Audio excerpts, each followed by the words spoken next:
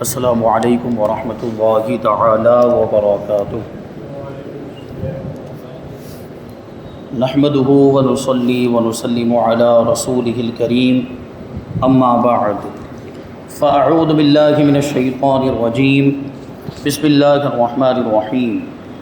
ان اللہ وملائکتہ یصلون علی النبی یا ایہا الذین آمنوا صلوا علیہ وسلموا تسلیما۔ اللہم صلی علی سیدنا و مولانا محمد معدن الجود والکرم وآلہ الکرام وابنہ الکریم وبارک وسلم صلاۃ و سلاما علیک یا رسول اللہ صلی اللہ تعالی علیہ وسلم۔ سورہ بقرہ آیت نمبر 32 کی تفسیر جاری ہے، جس میں حضرت آدم علیہ السلام کو اللہ تبارک و تعالی نے یہ حکم دیا کہ فرشتوں کو ان چیزوں کے نام بتا دیں جن چیزوں کے نام اور تفصیلات اللہ تبارک و تعالی نے حضرت آدم علیہ السلام کو سکھائے۔ تو حضرت آدم علیہ السلام نے ان چیزوں کے نام فرشتوں کو بتا دیے، تو فرشتوں نے اپنی کم علمی کا اعتراف کیا اور یہ عرض کیا کہ ہم تو اتنا ہی جانتے ہیں جتنا علم تو نے ہمیں عطا فرمائے، پروردگار تو پاک ہے۔ تو اس سے یہ پتہ چلا کہ کچھ کمالات اور کچھ فضیلتیں اور علم کی زیادتی انبیاء کرام کو بھی فرشتوں کو بھی انبیاء کرام کے ذریعے حاصل ہوتی ہے۔ تو یہاں پر دیکھیں آپ کہ فرشتوں کو علم حاصل ہوا حضرت آدم علیہ السلام کے ذریعے، اور کمالات میں ان کے درجات میں بھی اضافہ ہوا حضرت آدم علیہ السلام کے وسیلے سے۔ تو پانچویں بات، چار باتیں اس سے پہلے بیان ہو چکی ہیں، پانچویں بات یہ ہے کہ عارف کامل وہ ہے جو اللہ تعالیٰ کی صفات انبیاء کرام کے ذریعے سے جانے۔ عارف کامل کا مطلب کیا ہوا؟ عارف مانے پہچاننے والا، اللہ تبارک و تعالیٰ کو پہچاننے والا، جو درجہ کمال پر پہنچا ہوا ہو، یعنی اس کی انتہا تک پہنچا ہوا ہو۔ تو عارف کامل کب ہو سکتا ہے؟ اللہ تبارک و تعالیٰ کو کما حق ہو پہچاننے والا کب بن سکتا ہے کوئی شخص؟ تو اس کو بیان کر رہے ہیں کہ عارف کامل وہ ہے جو اللہ تبارک و تعالیٰ کی صفات انبیاء کرام کے ذریعے جانے، ڈائریکٹ نہیں، انبیاء کرام کے وسیلے سے، کیونکہ فرشتوں کو بھی کمالات ملے تو نبی کے وسیلے سے ملے ہیں۔ کہہ رہے ہیں کہ فرشتے اس سے پہلے عارف باللہ تو تھے، یعنی اللہ کو جاننے والے، اللہ کو پہچاننے والے تو تھے، مگر رسول کے واسطے سے نہیں تھے۔ آج اللہ تبارک و تعالیٰ کی صفات آئینہ نبوت سے دیکھی، جس سے ان کا عرفان اور کامل ہو گیا، یعنی حضرت آدم علیہ السلام کے ذریعے سے جب اللہ تبارک و تعالیٰ کی صفات کو دیکھا تو اب ان کا جاننا پہچاننا مکمل ہو گیا۔ اسی لیے رب نے فرمایا هو الذی ارسل رسولہ، یعنی رب کو اس طرح پہچانو کہ اس نے اپنے رسول کو بھیجا، یعنی رسول کے ذریعے سے پہچانو، نبی کے ذریعے سے پہچانو۔ اور چھٹی بات یہ معلوم ہوئی کہ فرشتوں کے ذریعے انبیاء کرام کو علم ملتا ہے، یہ ایسا ظاہر ہوتا ہے۔ کیوں؟ کیونکہ دیکھیں وحی کون لے کر آتے ہیں؟ فرشتے لے کر آتے ہیں نبیوں کے پاس، کتاب بھی فرشتے لے کر آتے ہیں۔ تو اس سے تو یہ ظاہر ہوتا ہے کہ نبیوں کو جو علم ملتا ہے وہ فرشتوں کے ذریعے سے ملتا ہے، مگر حقیقت میں نبی کے ذریعے سے فرشتوں کو علم ملا ہے۔ جیسا کہ اس آیت کریمہ سے معلوم ہوا کہ فرشتوں کو علم کیسے ملا؟ حضرت آدم علیہ السلام کے وسیلے سے۔ اب نبی کے پاس جو وحی آئے گی وہ ان کے علم میں پہلے سے ہوگی، اس وحی سے یا تو ان کا علم ظاہر ہوگا یا ان کا ذہول اور نسیان دور ہوگا۔ یعنی اللہ تبارک و تعالیٰ علم تو انبیاء کرام کو پہلے ہی سے عطا فرما دیتا ہے، لیکن اس علم کی طرف کبھی کبھی انبیاء کرام کی توجہ نہیں ہوتی، تو جو وحی نازل ہوتی اس کے ذریعے سے اس علم کی طرف ان کی توجہ ہو جاتی کہ ہاں یہ بات تو مجھے پہلے سے معلوم تھی، وہ وحی کے ذریعے سے ان کی توجہ ادھر چلی جاتی ہے۔ تو یہ کہتے ہیں کہ ہمارا یہ دعویٰ، مصنف علیہ رحمہ فرماتے ہیں کہ ہمارا یہ دعویٰ حضرت آدم علیہ السلام اور نبی کریم صلی اللہ علیہ وسلم کے بارے میں ہے، جیسا کہ اس کی پوری تحقیق مصنف علیہ رحمہ کی کتاب جال حق میں ہے۔ اور ساتھ ہی بات یہ معلوم ہے کہ حضرت انبیاء کرام رب کی طرف سے مالک و مختار ہوتے ہیں۔ اللہ تبارک و تعالیٰ اپنے نبیوں کو مالک بناتا ہے، اختیار عطا فرماتا ہے کہ اللہ تبارک و تعالیٰ جو بھی جس کو دیتا ہے وہ ان کے ذریعے سے دیتا ہے، ان کے وسیلے سے دیتا ہے۔ دیکھو اللہ تعالیٰ نے آدم علیہ السلام کو علم بلا واسطہ عطا فرمایا، ڈائریکٹ عطا فرمایا، لیکن فرشتوں کو جو علم ملا وہ حضرت آدم علیہ السلام کے ذریعے سے ملا۔ حالانکہ وہ اس پر بھی قادر تھا کہ فرشتوں کو سب کچھ خود ہی بتا دے، فرشتوں کو علم ڈائریکٹ عطا فرما دے، اللہ تعالیٰ اس پر بھی تو قادر ہے، مگر نہیں بتایا، ڈائریکٹ نہیں دیا علم۔ اس کی بہت ہی نفیس بحث مصنف علیہ رحمہ کی کتاب شان حبیب الرحمن میں ہے۔ یعنی اللہ تبارک و تعالیٰ اس سے اپنے نبیوں کی شان ظاہر فرمانا چاہتا ہے، اپنے رسولوں کی، کہ فرشتوں کو بھی علم ملا تو نبی کے واسطے سے ملا ہے، تو دنیا والوں کو جو نعمتیں مل رہی ہیں، جو کچھ بھی مل رہا ہے، وہ انبیاء کرام کے واسطے اور وسیلے سے ہی مل رہا ہے۔ جو ڈائریکٹ حاصل کرنے کی کوشش کرتا ہے وہ ناکام ہو جاتا ہے۔ تو 8ویں چیز یہ ہے کہ وہی بات بتا رہے کہ جو بغیر وسیلہ انبیاء خدا تک پہنچنا چاہتا ہے وہ محض بے وقوف ہے۔ انبیاء کے واسطے اور وسیلے کے بغیر جو ڈائریکٹ اللہ تک پہنچنے کی کوشش کرتا ہے وہ بے وقوف ہے، یعنی وہ پہنچ نہیں پائے گا۔ فرشتوں کو جو کہ نوری مخلوق ہیں، وہ نور سے پیدا کیے گئے، اللہ تبارک و تعالیٰ کا قرب خاص ملا ہے حضرت آدم علیہ السلام کے ذریعے سے ملا۔ شیطان نے براہ راست اللہ تبارک و تعالیٰ تک پہنچنا چاہا، مردود کر کے نکال دیا گیا، ہانک دیا گیا۔ آج بھی شیطان جب آسمان پر جانا چاہتے ہیں تو ان کو شہاب یعنی ٹوٹے ہوئے تارے سے مار دیا جاتا ہے اور واپس بھگا دیا جاتا ہے۔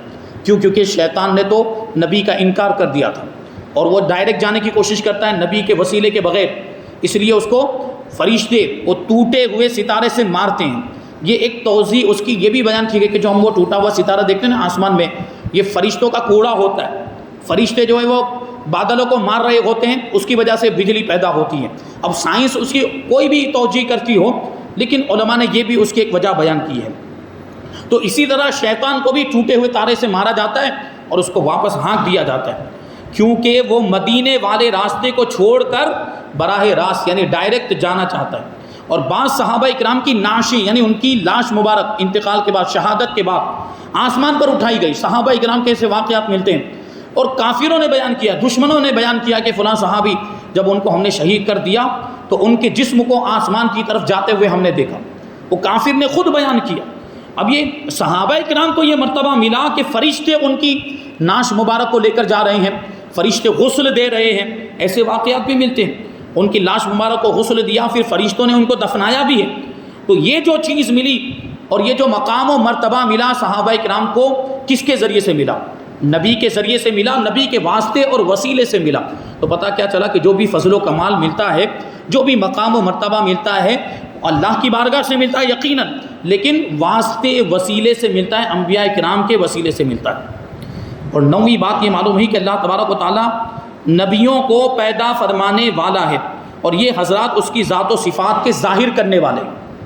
اللہ تبارک و تعالیٰ نے نبیوں کو پیدا کیا اور نبیوں کے ذریعے سے اللہ کی ذات بھی پہچانی گئی، اللہ کی صفات بھی پہچانی گئی، کیونکہ نبیوں نے دنیا میں آ کر یہی تو کام کیا کہ لوگوں کو اللہ کے قریب کیا، لوگوں کو اللہ کے بارے میں بتایا۔ لہٰذا اللہ تبارک و تعالیٰ خالق انبیاء ہے اور پیغمبر مظہر کبریا ہیں، اللہ کی بڑائی کو ظاہر فرمانے والے، کیونکہ اللہ تبارک و تعالیٰ نے آدم علیہ السلام کے علوم دکھا کر اپنی شان علمی کا خطبہ ارشاد فرمایا۔ اور یہ ارشاد یہ شاعر کی زبان سے اگر ہم سنیں تو شاعر کہتا ہے کہ جب وہ ہوئے رسول اللہ، جب وہ ہوئے رسول اللہ تب کھلا لا الہ الا اللہ، یعنی لا الہ الا اللہ پروردگار تو ہمیشہ سے ہے، اس کی کوئی ابتدا نہیں، اس کی کوئی انتہا نہیں۔ ہمارے آپ کی ابتدا بھی ہوتی، انتہا بھی ہوتی، مخلوقات پہلے نہیں تھی، بعد میں وجود میں آئی، اور ایک وقت ایسا آئے گا کہ یہ سب ختم ہو جائیں گے، فنا ہو جائیں گے۔ اللہ کے سوا جتنی بھی چیزیں ہیں سب فنا ہو جانے والی، لیکن اللہ فنا ہونے والا نہیں، وہ فنا ہونے سے پاک ہے، وہ ختم ہونے سے پاک ہے، وہ ہمیشہ سے ہے، ہمیشہ رہے گا۔ تو لا الہ الا اللہ تو پہلے بھی تھا، یعنی اللہ کے سوا کوئی معبود نہیں، وہ پہلے بھی تھا، لیکن یہ بات پتہ کیسے چلی؟ یہ انبیاء کرام کے ذریعے سے پتہ چلی۔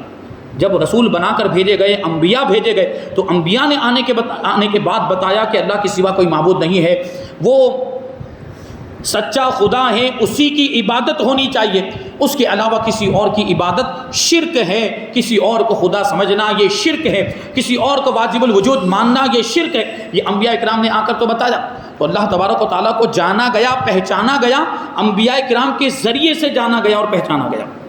اب یہاں پہ ایک اعتراض شامل کرتے ہیں۔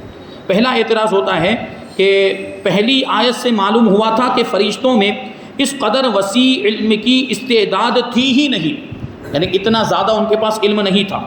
اس لیے خلافت حضرت آدم علیہ السلام کو دے دی گئی، کیونکہ حضرت آدم علیہ السلام کا علم فرشتوں کے مقابلے میں زیادہ تھا، اس لیے حضرت آدم علیہ السلام کو خلیفہ بنا دیا گیا۔ تو آدم علیہ السلام کے ذریعے سے ان کو یہ سارے علوم کیوں حاصل ہو گئے؟ یعنی کوئی اعتراض کرنے والا یہ اعتراض کر سکتا ہے کہ بعد میں اللہ تبارک و تعالیٰ نے حضرت آدم علیہ السلام کو حکم دیا کہ فرشتوں کو ان ساری چیزوں کے نام بتا دو، اور جب حضرت آدم علیہ السلام نے ان ساری چیزوں کے نام فرشتوں کو بتا دیے تو فرشتوں کے پاس بھی تو علم آ گیا، تو اب حضرت آدم علیہ السلام اور فرشتے برابر ہو گئے کہ نہیں علم کے اعتبار سے؟ تو اس کا کیا جواب ہوگا؟ تو جواب یہ ہے کہ ان کو صرف ناموں کے بارے میں بتایا گیا تھا۔ فرشتوں کو حضرت آدم علیہ السلام نے ساری چیزوں کے صرف نام بتائے تھے، جبکہ حضرت آدم علیہ السلام کو تو ساری تفصیلات بتائی گئی تھی، جو میں نے اس سے پہلے عرض کیا۔ حضرت آدم علیہ السلام صرف نام نہیں جانتے تھے، ساری چیزوں کی ساری تفصیلات کو جانتے تھے، تو حضرت آدم علیہ السلام کا علم پھر بھی زیادہ رہا، تو اس لیے ان کو انبئہم سے بیان فرمایا، یعنی خبر دینے کے تعلق سے بیان کیا، یعنی صرف ناموں کی خبر دو، تفصیلات مت بتاؤ۔ اور حضرت آدم علیہ السلام کو جہاں علم عطا فرمانے کی بات آئی تو وہاں علامہ کا لفظ آیا۔ علامہ کا مطلب ہے کہ سب کچھ سکھا دیا۔ اب یہاں پہ ایک لطیفہ بیان کرتے ہیں مولوی اشرف علی تھانوی۔ مولوی اشرف علی تھانوی نے اس جگہ تو کمال ہی کر دیا، مصنف علیہ رحمہ فرماتے ہیں وہ تفسیر وہ مولوی اشرف علی تھانوی نے جو تفسیر لکھی ہے اس کا نام ہے بیان القرآن۔ اب دیکھو کیسے کیسے گل کھلاتے ہیں ان کے مولوی، تو وہ لکھتے ہیں کہ آدم علیہ السلام کے اس نام بتانے سے فرشتے چیزوں کے نام بھی نہ سمجھ سکے۔ دیکھو حضرت آدم علیہ السلام نے نام بتائے تو فرشتوں کو پتہ نہیں چلا ہوگا، فرشتوں کو ناموں کا تو علم حاصل ہوا۔ اب وہ کیا کہہ رہے ہیں اشرف علی تھانوی صاحب کہ حضرت آدم علیہ السلام نے اگرچہ بتائے لیکن وہ نہیں سمجھ پائے، فرشتے سمجھ نہیں پائے، یہ مولوی اشرف علی کہتا ہے، بلکہ اس تمام تقریر سے ان کو صرف آدم علیہ السلام کے علم کا پتہ لگا۔ حضرت آدم علیہ السلام نے ان کو نام بتائے، نام سمجھ نہیں پائے، بس حضرت آدم علیہ السلام کا علم ان کو معلوم ہو گیا کہ ہاں علم ہم سے زیادہ ہے، یعنی انہوں نے صرف اتنا سمجھا کہ آدم علیہ السلام واقعی بڑے عالم ہیں۔ پھر مثال دے کر سمجھاتے ہیں اشرف علی تھانوی صاحب، مثال دے کر سمجھاتے ہیں کہ جیسے نا سمجھ کے سامنے کوئی سمجھدار آدمی کسی باریک مسئلے کی تقریر کرے تو وہ نا سمجھ اس تقریر سے وہ مسئلہ تو نہیں سمجھے گا مگر اس عالم کے زور علمی کا قائل ہو جائے گا، یعنی کم سے کم وہ نا سمجھ کو اتنا تو پتہ چلے گا کہ بہت بڑے عالم ہے، وہ تقریر اگر سے سمجھ نہیں پائے گا۔ اب یہ بے وقوفی والی بات ہے اشرف علی تھانوی صاحب کی، کیونکہ اللہ تبارک و تعالیٰ نے حضرت آدم علیہ السلام کو خود حکم دیا کہ فرشتوں کو ان چیزوں کے نام بتاؤ، تو اب جب حضرت آدم علیہ السلام بتائیں گے تو پتہ نہیں چلے گا، ورنہ فائدہ کیا ہے اللہ تبارک و تعالیٰ کے یہ فرمانے کا؟ تو وہی فرماتے مصنف سبحان اللہ، یہاں تو آدم علیہ السلام کے ایسے خیر خواہ بنے، سوچنے جیسی بات ہے کہ آدم علیہ السلام کے بارے میں مولوی اشرف علی کیا کہہ رہا ہے کہ آدم علیہ السلام بڑے عالم، مانا نا اس نے فرشتوں سے بھی زیادہ علم رکھنے والے، اس نے اقرار کیا بیان القرآن کے اندر۔ یہاں حضرت آدم علیہ السلام کا خیر خواہ بن گیا مولوی اشرف علی تھانوی، اور حضرت آدم علیہ السلام کو کیا کہہ رہا ہے؟ فرشتوں سے بڑے عالم۔ لیکن جب ہمارے نبی کی بات آئی تو کیا کی بکواس اس نے؟ وہی کہہ رہے ہیں کہ جب حضرت آدم علیہ السلام کی بات آئی تو ان کا خیر خواہ بن گیا کہ فرشتوں سے کئی بڑھ چڑھ کر انہیں علم عطا ہوا تھا اور انہیں عالم مان لیا، فرشتوں سے بڑا عالم مان گیا۔ لیکن یہی صاحب سید الانبیاء یعنی جو نبیوں کے سردار ہیں ہمارے آقا، جب ان کا علم بیان کرنے کی بات آئی تو معاذ اللہ جانوروں اور پاگلوں کی طرح بتا رہا ہے۔ حفظ الایمان میں یہی تو لکھا ہے اس مردود خبیث نے، اشرف علی تھانوی نے، کہ حضور صلی اللہ علیہ وسلم کا علم کلی علم تھا یا بعض علم تھا؟ اگر بعض علم کی بات کریں تو ایسا علم تو معاذ اللہ بچوں کو بھی حاصل ہے، پاگلوں کو بھی، جانوروں کو بھی حاصل ہے۔ حفظ الایمان میں ایسی بات لکھی۔ حضرت آدم علیہ السلام کو فرشتوں سے بڑا عالم مان رہا ہے لیکن ہمارے نبی کے علم کا انکار کر رہا ہے، معاذ اللہ ہمارے نبی کے علم کو جانوروں جیسا بتا رہا ہے، ہمارے نبی کے علم کو پاگلوں جیسا، بچوں جیسا بتا رہا ہے۔ یہ گستاخی نہیں تو اور کیا ہے؟ یعنی دل کالا ہے، دل میں کچھ کھوٹ ہے۔ حضرت آدم علیہ السلام کا علم مانتا ہے لیکن نبی آخر الزمان کا علم نہیں مان رہا، جبکہ اس سے پہلے یہ بات بیان ہو چکی کہ حضرت آدم علیہ السلام کا علم ہمارے نبی کے علم کے سمندر کا صرف ایک قطرہ ہے یا ایک قطرے کے برابر بھی نہیں۔ ہمارے نبی کے علم کا عالم تو وہ ہے۔ حضرت آدم علیہ السلام کو تو ساری چیزوں کے نام اور ان کی تفصیلات بتائی گئی، اور ہمارے نبی کی تو شان یہ ہے کہ جو کچھ ہو چکا ہے اور جو کچھ ہونے والا ہے سب کچھ بتا دیا. جو حضور نہیں جانتے تھے سب عطا فرما دیا, ساری چیزوں کا علم عطا فرما دیا. تو ہمارے نبی کا علم حضرت آدم علیہ السلام کے علم سے زیادہ ہے. تو نبی کے وہ حضرت آدم علیہ السلام کو تو فرشتوں سے بڑا عالم مانا, لیکن ہمارے نبی کے علم کا انکار کرتا ہے. انہی کی قوت بازو, یعنی انہی کا چیلا مولوی خلیل احمد امبیٹوی, وہ کیا لکھتا ہے, شیطان اور ملک الموت کا علم حضور سے زیادہ مانتا ہے. شیطان اور ملک الموت, کیا شیطان تو ہر جگہ پہنچ جاتا ہے نا بہکانے کے لیے ہر انسان کے پاس, اور ملک الموت یعنی موت کا فرشتہ, دنیا میں کتنے لوگ ایک ہی وقت میں انتقال کرتے ہیں, سب کی روح قبض کرنے کے لیے ایک ہی وقت میں پہنچ جاتے کہ نہیں.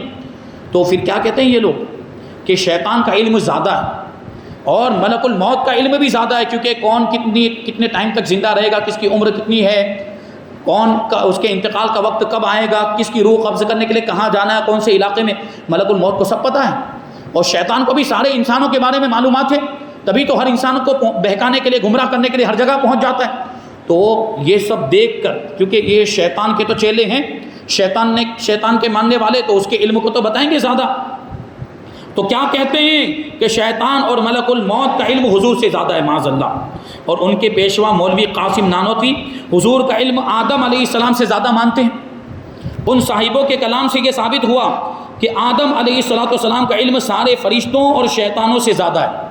یعنی ابھی آپ سوچیں کہ فرشتوں سے زیادہ ہوا تو شیطان سے بھی زیادہ ہوا کہ نہیں حضرت آدم علیہ السلام کا علم, اور ہمارے نبی کا علم حضرت آدم سے بھی زیادہ ہے. تو اس سے تو یہ ثابت ہو گیا کہ ہمارے نبی کا علم شیطان کے علم سے بھی زیادہ ہے, ملک الموت کے علم سے بھی زیادہ ہے. وہ قاسم نانوتوی نے اپنی کتاب میں لکھا ہے, یہ کہہ رہے ہیں کہ ان صاحبوں کے کلام سے یہ ثابت ہوا کہ آدم علیہ السلام کا علم سارے فرشتوں اور شیطانوں سے زیادہ ہے, کیونکہ اس موقع پر شیطان بھی چیزوں کا نام بتا نہیں پایا تھا. شیطان بھی نام نہیں بتا پایا, فرشتے نہیں بتا پائے, شیطان بھی نہیں بتا پایا. اور حضور علیہ السلام کا علم آدم علیہ السلام سے زیادہ ہے. تو نتیجہ یہ نکلنا چاہیے تھا کہ حضور کا علم سارے فرشتوں سے بھی زیادہ ہے اور شیطان سے بھی زیادہ ہے. مگر ان صاحبوں نے نتیجہ کیا نکالا کہ حضور کا علم ملک الموت اور شیطان سے کم ہے. گستاخی کب ہوگی, بے ادبی کب ہوگی, اس طرح کی بکواس کریں گے تبھی تو ہوگی. اور وہ گستاخی ہی کرنا چاہتے تھے, ان کا مقصد ہی وہ تھا کہ لوگوں کے دلوں سے نبی کی عظمت نکال دیں. حضور پاک صلی اللہ علیہ وسلم کا مقام و مرتبہ جن چیزوں سے ظاہر ہوتا ہے اس کو چھپاتے ہیں اور اس طرح کی بکواس کرتے ہیں. واللہ یہ الٹی منطق, الٹا لاجک ہماری سمجھ میں نہیں آتا کہ کیا کوئی دیوبندی یا وہابی اس معاملے کو سلجھا سکتا ہے, اور کیا یہ ضدین کے اجتماع کو ہمیں سمجھا سکتے ہیں کہ ایک طرف تو کہہ رہے ہیں کہ فرشتے حضرت آدم علیہ السلام سے بڑے عالم تھے, حضرت آدم علیہ السلام فرشتوں سے بڑے عالم تھے, ایک طرف تو یہ لکھا ہے ان لوگوں نے فرشتوں شیطان سے بھی زیادہ, فرشتوں سے بھی زیادہ حضرت آدم علیہ السلام کو علم تھا. ایک طرف لکھا اشرف علی تھانوی نے بھی لکھا, اور دوسری طرف ہمارے نبی کے علم کو فرشتوں کے علم سے کم بتا رہے ہیں اور شیطان کے علم سے کم بتا رہے ہیں. تو یہ دو الگ الگ اپوزٹ باتیں ہو گئی کہ نہیں ہو گئی؟ اس کو کوئی سلجھا سکتا ہے ان کا مولوی؟ نہیں کوئی سلجھا پائے گا. تو یہ بات دیکھیے یہاں پر, اس سے ہمارا عقیدہ ثابت ہوتا ہے.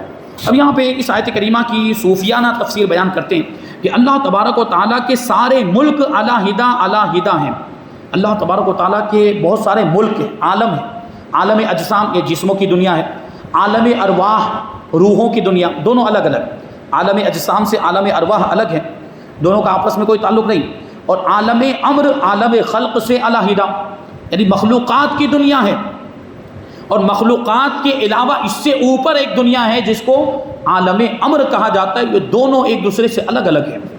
نور ظلمت سے الگ, یعنی روشنی اندھیرے سے الگ ہے, اور ظلمت نور سے کافر ہو جاتی, یعنی جب نور آتا ہے تو اندھیرا ختم ہو جاتا ہے. ایسی کوئی ہستی موجود نہیں تھی جو ان سارے عالموں میں تعلق پیدا کر دی. سب علیحدہ تھے. فرشتوں کی دنیا الگ, انسانوں کی دنیا الگ, یا عالم خلق الگ, عالم امر الگ. نور اور ظلمت کا آپس میں کوئی تعلق نہیں. تو اب کیا کیا جاتا؟ کوئی ایسی ہستی موجود نہیں تھی جو ان سارے عالموں کو آپس میں جوڑ دے, ان کا تعلق پیدا کر دے, کیونکہ فرشتے اس دنیا سے بے نیاز, فرشتوں کو اس دنیا سے کوئی لینا دینا نہیں. اور یہاں کے جانور اور جنات وغیرہ اس طرف سے بے خبر. انسانوں کی پیدائش سے پہلے یہاں پر جنات پیدا ہو چکے تھے, اور جانور بھی زمین پر آباد ہو چکے تھے. جانوروں کو فرشتوں کی دنیا سے کوئی لینا دینا نہیں. جنات کو بھی فرشتوں کی دنیا سے کوئی خبر نہیں تھی، بے خبر تھے وہ لوگ۔ نیز اللہ تبارک و تعالیٰ کی بہت سی صفات اب تک ظاہر نہیں ہوئی تھی، کیونکہ کوئی ایسا کامل مظہر آیا ہی نہیں تھا جو ان سب کو ظاہر کرے۔ اس لیے منشاء الہی یہ ہوا کہ اپنا خلیفہ ایسا بناؤں جو ملک کو ملکوت سے، خلق کو امر سے، ظلمت کو نور سے، غم کو سرور سے ملا دے، یعنی سارے عالموں کو آپس میں جوڑ دے۔ یعنی اللہ تبارک و تعالیٰ رحمان ہے، رحیم ہے، یہ ساری صفات تو پہلے ظاہر تھی، لیکن بہت ساری ایسی صفات تھی جو اب تک ظاہر نہیں ہو پائی تھی۔ تو ان کو ظاہر کرنے کے لیے اللہ تبارک و تعالیٰ نے انسان کو اپنا خلیفہ بنایا کہ انسان کے ذریعے سے بہت ساری صفات اللہ تبارک و تعالیٰ کی ظاہر ہوں، اور یہ جو سارے عالم الگ الگ ہیں، عالم امر اور عالم خلق الگ ہے، وہ جڑ جائیں آپس میں۔ فرشتوں کی دنیا الگ ہے، یہ اجسام کی دنیا، مخلوقات کی دنیا الگ ہے، جناتوں اور جانوروں کی دنیا الگ ہے، تو ان کا بھی آپس میں تعلق قائم ہو جائے۔ دیکھا آپ نے جب نبی آئے تو نبیوں کی آنے کی وجہ سے پھر فرشتے بھی زمین پر آنے لگ گئے۔ فرشتوں کا تعلق ہو گیا کہ نہیں ہو گیا؟ غم کا سرور سے، یعنی خوشی کا غم سے تعلق قائم ہو گیا۔ نیچوں کو اوپر پہنچانے والا کوئی چاہیے تھا، اور اوپر کی رحمتیں نیچے لانے والا کوئی ہونا چاہیے تھا، اور جو اپنے ظاہری اور باطنی صفات سے اللہ فرماتے ہیں میرے تمام اوصاف ظاہر کر دے، ایسا خلیفہ بنایا اللہ تبارک و تعالیٰ نے۔ اس میں روح بھی ہوگی، روحانیت بھی ہوگی۔ انسان میں جو انبیاء کرام ہے، خلیفہ تو وہی ہیں انبیاء کرام، اللہ تعالیٰ کے خلیفہ، تو ان کے اندر روح بھی ہے، روحانیت بھی ہے، جسم ہے، جسمانیت بھی ہے، سما بھی ہے اور سماویات بھی ہے، یعنی آسمان بھی ہے، آسمان سے تعلق رکھنے والی چیزیں بھی ہیں، ارض بھی ہے یعنی زمین بھی ہے اور زمین سے تعلق رکھنے والی چیزیں بھی ہیں، دنیا بھی ہے، دین بھی ہے، جمادات بھی ہیں، نباتات بھی ہیں، حیوانات بھی ہیں، ملکوت بھی ہیں اور ملکوتیات یعنی سب چیزیں جمع ہو گئی، سب چیزیں جمع ہو گئی جو اپنے وجود سے رب کا وجود، اپنی وحدانیت سے رب کی وحدانیت، اپنی زندگی سے رب کی حیات، اپنی قدرت سے، ارادے سے، سمع بصر یعنی دیکھنے سننے سے، کلام اور علم سے رب کی قدرت، ارادے، سمع بصر اور علم وغیرہ کو ظاہر کر دے۔ یہ ہوتا ہے کہ نہیں ہوتا؟ انبیاء کرام کی طاقت و قوت کو دیکھ کر، انبیاء کرام کے دیکھنے سننے کو دیکھ کر اللہ تبارک و تعالیٰ کا دیکھنا سننا، اللہ تبارک و تعالیٰ کی طاقت و قوت یاد آتی کہ نہیں؟ تو یہ اللہ تبارک و تعالیٰ کی قدرت کے مظہر، اللہ تبارک و تعالیٰ کی صفات کے مظہر ہوتے ہیں انبیاء کرام۔ ان کے ذریعے سے اللہ تبارک و تعالیٰ کی صفات ظاہر ہوتی ہیں، اور اپنی روح کی لامکانیت اور جہتیت سے رب کی ان صفات کو ظاہر فرمائے۔ اسی لیے وہ خلیفۃ اللہ الاعظم کا لقب پائے۔ لہٰذا رب نے ایسے خلیفہ کی پیدائش کا نوری فرشتوں میں اعلان فرمایا۔ فرشتے اس کی تہ تک نہ پہنچ سکے کہ یہ انسان کو خلیفہ بنانے کی کیا حاجت ہے، انہوں نے اس کے ظاہر سے دھوکہ کھایا۔ انہیں کیا خبر تھی کہ اس مٹی کے چراغ میں روحانیت کا روغن ہوگا۔ اس مٹی کے، انسان مٹی سے بنایا گیا ہے، لیکن آپ مثال کے ذریعے سمجھیں کہ مٹی کا چراغ ہوتا ہے لیکن اس میں تیل ڈالنا پڑتا ہے۔ وہ تیل کون سا ہوگا؟ انسان کے اندر وہ تیل روحانیت کا ہوگا، اور وہ چراغ قلب کے فانوس میں رکھا جائے گا، دل کے فانوس میں رکھا جائے گا۔ چراغ کو جب اس کو بجھنے سے بچانا ہوتا ہے تو وہ کانچ کے برتن میں رکھا جاتا ہے جس کو فانوس کہا جاتا ہے، تو یہ چراغ دل کے برتن میں رکھا جائے گا، اور وہ فانوس اس کے جسم کے طاق میں محفوظ ہوگا، جس میں اسرار الہی کی بتی ہوگی۔ جو بتی اس میں ڈالی جاتی ہے نا وہ روئی سے بنا کر، لیکن یہاں جو بتی ہوگی وہ اسرار الہی، اللہ کے رازوں کی بتی ہوگی، اور نور الہی کے تار سے وہ روشن ہوگا۔ الگ سے کوئی دوسرا تار ہوتا ہے نا، اس کے ذریعے سے اس کو روشن کیا جاتا ہے، پھر اس کو عقل کا نور دے کر نور علی نور بنا دیا جائے گا، جسے اللہ تبارک و تعالیٰ کی ساری صفات، عدل و احسان، محبت و رحمت، عزت و غلبہ، غضب و انتقام عالم میں ظاہر ہوں گے۔ اس لیے انہوں نے سوال کر دیا، یعنی فرشتوں نے سوال کر دیا کہ مولا اس میں وہ کمال کیا ہوگا جو ہم میں نہیں ہے؟ انسان کو خلیفہ بنایا جا رہا ہے تو اس میں کیا خوبی ہوگی جو ہم میں نہیں؟ اس وقت تو ان فرشتوں کو یہ فرما کر خاموش کر دیا گیا کہ میں جو جانتا وہ تم نہیں جانتے، لیکن پھر اس خلیفہ کو پیدا فرما کر اس کے علم کی کچھ تجلی فرشتوں پر ڈالی۔ وہ اس طرح کے اس خلیفہ کو 3 قسم کے علم عطا فرمائے، روحانیت کا بھی علم عطا فرمایا اور ملکوتیات کا بھی علم عطا فرمایا، جس کی کسی قدر فرشتوں کو بھی خبر تھی، پہلے سے کچھ جانتے تھے۔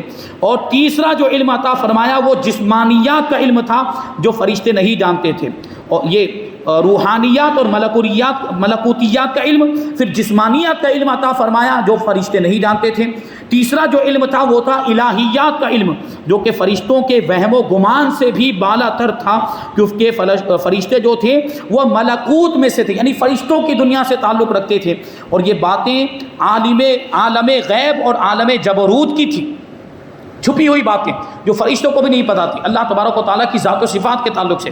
سیدنا آدم علیہ السلام کا علم وہاں تک پہنچایا کہ جہاں فرشتے کہنے لگے سبحانک لا علم لنا، اے پروردگار ہمیں علم نہیں مگر اتنا ہی جو تو نے ہمیں عطا فرمایا، لیکن باغ خلیل کے گلے زیبا اور چمن آدم کے تخم مقصود حضرت محمد مصطفیٰ صلی اللہ علیہ وسلم کو معراج میں وہاں پہنچایا کہ فرشتے تو کیا، فرشتوں کے سردار حضرت جبرائیل علیہ السلام کو یہ عرض کرنا پڑا اگر یکسر موئے برتر پرم فروغ تجلا بسوزت پرم، کہ اگر ایک بال کے برابر بھی میں آگے بڑھا تو اللہ تبارک و تعالیٰ کی تجلی میرے پروں کو جلا دے گی۔ یعنی حضرت آدم علیہ السلام کو کمال ملا، ترقی ملی، لیکن حضور پاک صلی اللہ علیہ وسلم کا مقام و مرتبہ یہ کہ وہاں تشریف لے گئے جہاں فرشتوں کی بھی پہنچ نہیں، فرشتوں کی بھی رسائی نہیں، بلکہ فرشتوں کے سردار بھی وہاں نہیں جا سکتے۔ حضرت جبرائیل امین علیہ السلام ہمارے نبی کا یہ مقام و مرتبہ ہے۔ تو بہرحال یہاں پر یہ آیت کریمہ اس کی تفسیر مکمل ہو گئی۔ آیت نمبر 34 کی تفسیر انشاءاللہ تبارک و تعالی ہم آئندہ درس میں شامل کریں گے۔ اللہ تبارک و تعالی کی بارگاہ میں دعا ہے کہ جو کچھ بھی بیان ہوا اس پر ہم سب کو عمل کرنے کی توفیق عطا فرمائے اور نور قرآن سے ہم سب کے دلوں کو روشن اور منور فرمائے۔ وما علینا الا البلاغ۔